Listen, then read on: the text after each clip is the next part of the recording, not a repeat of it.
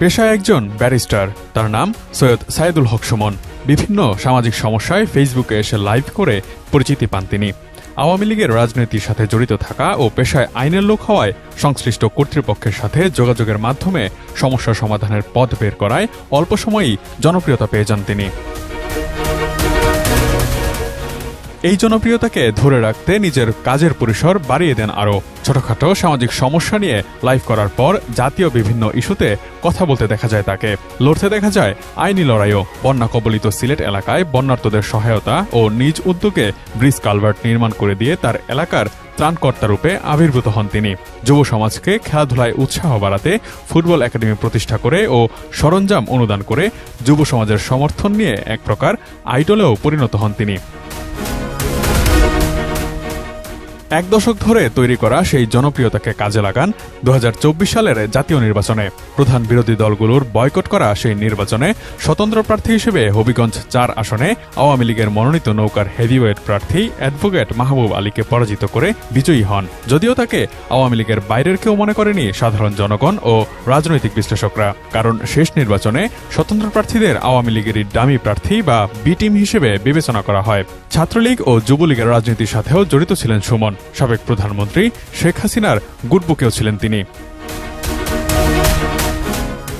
ছোট বড় অনেক ইস্যুতে ব্যক্তিগত ও পেশাগত দিক থেকে সরব থাকলেও সাম্প্রতিক শিক্ষার্থী আন্দোলনের বিষয়ে শুরু থেকেই মুখে কুলুপ এঁটেছিলেন ফাটাকেষ্ট খ্যাত ব্যারিস্টার সুমন। আন্দোলনে তার অবস্থান নিয়ে তার সমালোচনা যখন তুঙ্গে, তখন তিনি শিক্ষার্থীদের আন্দোলন 1 মাসের জন্য স্থগিত রেখে ঘরে ফিরে যাওয়ার আহ্বানও করেন। তবে ততদিনে জল গড়িয়ে যায় অনেক দূর।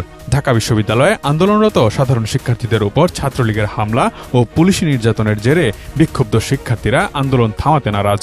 তখনও সুমন শিক্ষার্থীদের নিয়ে শেখ হাসিনাকে বোঝানোর ও প্রয়োজনীয় আইনি সহায়তার আশ্বাস দিয়ে যৌক্তিক আন্দোলনকে প্রশমিত করার চেষ্টা করেন। প্রধানমন্ত্রী উনি বঙ্গবন্ধু কন্যা, উনাকে বললে উনি বুঝবেন না এমন কোনো জিনিস নাই। আমি কাছাকাছি থেকে আপনাদেরকে সাক্ষী দিচ্ছি যে আমি এতদিন উনার সাথে আমি সংসদে ছিলাম। উনাকে যদি বুঝায় বলা যায় উনি বুঝেন না এমন কোনো জিনিস নাই। তবে আমার কাছে মনে হয় যে প্রক্রিয়ায় আপনারা আদায় করতে চাচ্ছেন এই প্রক্রিয়াটা আপনাদের সঠিক না। আপনাদের কাছে আমার দাবি 1টা মাস সময় আপনারা স্থগিত করেন। 1টা মাস পরে সুপ্রিম কোর্টের আদেশের পরে আপনারা, কারণ আপনারা যেটা চাচ্ছেন, আপনারা বলতে চাচ্ছেন যে আপনারা আন্দোলন সরকারের সাথে, আদালতের সাথে না, কিন্তু আপনাদের এই আন্দোলনের যেটা চান আপনারা, এটা যদি আদালত থেকে আসে তাহলে তার আপনাদের আন্দোলন করার দরকার পড়ে না। আপনারা মানলাম যে আপনারা আদালতকে চাচ্ছেন না, কিন্তু আদালতের মাধ্যমে আসতে পারে। প্রয়োজনে আদালতে আইনজীবী হিসেবে আমি থাকবো, থেকে যৌক্তিক সমাধানের চেষ্টা আমি করব। এইটুকু আমি আপনাদেরকে বলে দিই। সবশেষ শিক্ষার্থীদের দাবি যখন এক দফা তথা শেখ হাসিনার পদত্যাগে রূপ নেয়, তখন ব্যারিস্টার সুমন কোনো রাগ ঢাক না রেখেই আমার নেত্রী শেখ হাসিনা উল্লেখ করে তাকে ক্ষমতায় ধরে রাখতে যা যা করণীয় তা করবেন বলে প্রত্যয় ব্যক্ত করেন। একই সাথে শেখ হাসিনার পদত্যাগ দাবি করা আন্দোলনকারী শিক্ষার্থীদের জামাত বিএনপি বলে অভিহিত করেন। কিন্তু এরা তো জানে না, এরা আবেগ প্রবণ কইরা কোথায় দেশটারে নিয়ে যাচ্ছে। কালকে যদি শেখ হাসিনা যদি না থাকে, পরশুদিন কি আপনি তারেক জিয়ার আইন দিবেন? আপনি কি কারে দিবেন? এই যে 14 জন আর 100 জন সমন্বয়ক আছে, তারা এসে ক্ষমতা নিক, তারা তো ক্ষমতা নিতে পারবে না। তারা কার কাছে নিয়ে ক্ষমতা দিবে এইটাই তো আমি বুঝতে পারি না। তারা ক্ষমতাটা নিয়ে কার কাছে দিবে? ক্ষমতা বলুক যে আমি অমুকটা দিব। 14 জন বা 150 জন সমন্বয়ক যারা আছে, যারা দাবি করতেছে যে তারা এই দেশটারে রাষ্ট্রের সংস্কার করতে চায়, তাহলে তারা এসে বলুক তারা মন্ত্রী হইতে চায় বা তারা ক্ষমতা নিতে চায়।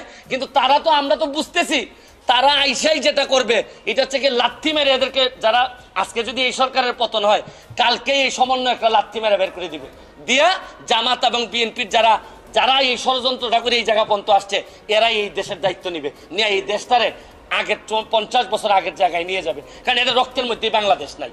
Thank you. 100% কপার কন্ডেন্সারে তৈরি ভিশন ফ্রিজ, তাই গুণে মানে অটুট থাকে বছরের পর বছর। একই সাথে আওয়ামী লীগ নেতাদের দেশত্যাগের গুঞ্জনের মধ্যেও দম্ভ নিয়ে আওয়ামী লীগের শক্তি সম্পর্কে ধারণা নেই এমন মন্তব্য করতে থাকেন।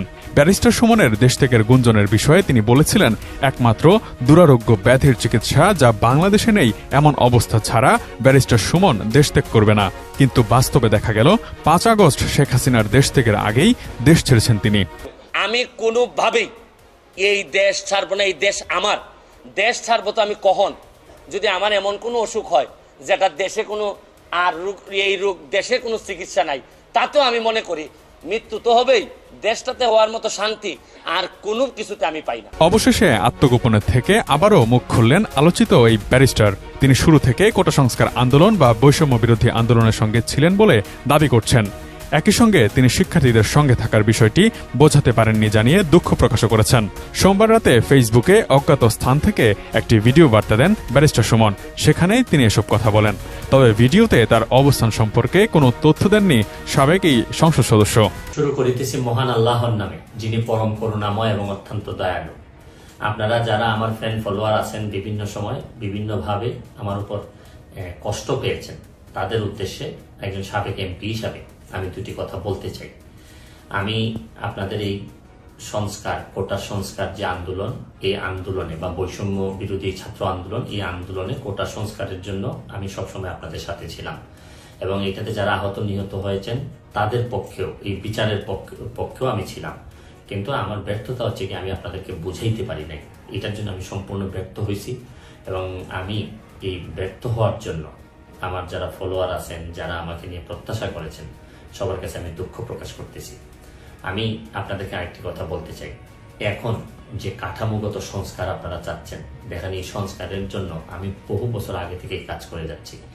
আপনারা দেখেন এই দুর্নীতির বিরুদ্ধে যুদ্ধ গত 15 বছরে আপনারা যে 2-3 জন মানুষ দুর্নীতির বিরুদ্ধে সোচ্চার ছিলেন, এর মধ্যে হয়তো আমাকে একজন আপনারা পাবেন। আপনারা জানেন যে আমি এস আলমের বিরুদ্ধে নিজে বাদী হয়ে মামলা করছি টাকা পাচারের জন্য। আপনারা জানেন যে আওয়ামী লীগের বর্তমান কমিটির যিনি প্রচার সম্পাদক আব্দুল সুবহান গোলাপ, তার আমেরিকাতে 9 বাড়ি থাকা নিয়ে আমি নিজে বাদী হয়ে মামলা করছি। আমি পুলিশের সাবেক আইজিপি বেনজিরের বিরুদ্ধে নিজে বাদী হয়ে দুদকে মামলা করছি। মহান সংসদে আমি তার বিরুদ্ধে বক্তব্য দিছি। মতিউর যে কর কমিশনার মতিউরের বিরুদ্ধে আমি মামলা করছি। আমি সালাম মুর্শিদের বাড়ির নিয়ে মামলা করছি। আমি সালাউদ্দিন, কাজী সালাউদ্দিন যে ফুটবলের দুর্নীতি নিয়ে আমি কথা বলছি। ওসি মুয়াজ্জেমের বিরুদ্ধে আমি নিজে মামলা করছি, করে তার 8 বছরের সাজা হয়েছে ডিজিটাল নিরাপত্তা আইনে। আপনারা জানেন যে জীবনে যত ঝুঁকি ছিল, আপনারা জানেন যে কোটা আন্দোলন শুরু হওয়ার 2 সপ্তাহ আগে আমি প্রেস কনফারেন্স করে বলতে বাধ্য হয়েছি, আমি জিডি করছি যে আমার জীবনের উপর হুমকি আছে এইসব দুর্নীতির বিরুদ্ধে প্রতিবাদ করতে গিয়ে। সুতরাং আমি এই যুদ্ধে সবসময় চেষ্টা করছি। এখন আপনারা যারা যে যুদ্ধ শুরু করছেন, ছাত্র জনতার নেতৃত্বে যে যুদ্ধ, এই যুদ্ধে আমি মনে করি যে দুর্নীতির বিরুদ্ধে যুদ্ধ, এই যুদ্ধে আমি আপনাদের সবসময় আমি আপনাদেরকে দোয়া করি যে আমি যতদিন আসি চেষ্টা করে যাব দুর্নীতির বিরুদ্ধে এই যে যুদ্ধ, এই যুদ্ধে সবসময় শরীর থাকার আমার জায়গা থেকে আমি চেষ্টা করব। এই বলে আজকের মতো বিদায় নিচ্ছি। ভালো থাকুক আমার বাংলাদেশ, ভালো থাকুন সবাই। ধন্যবাদ। সাম্প্রতিক সময়েও বর্তমান অন্তর্বর্তীকালীন সরকারের প্রধান উপদেষ্টা ডক্টর মোহাম্মদ ইউনূসের কঠোর সমালোচনা করা ব্যারিস্টার সুমনের ক্রমপরিবর্তনশীল এমন বক্তব্যকে আর সহজভাবে নিচ্ছেন না নেটিজেনরাও। এখন গণ অভ্যুত্থানের পক্ষে অবস্থান নিয়ে দেয়া এসব ভিডিও বার্তাকে নতুন স্ট্যান্টবাজি বলেও মন্তব্য করছেন অনেকেই। একই সাথে রম্য করে প্রশ্ন উঠছে, ব্যারিস্টার সুমনের একই অঙ্গে কত রূপ।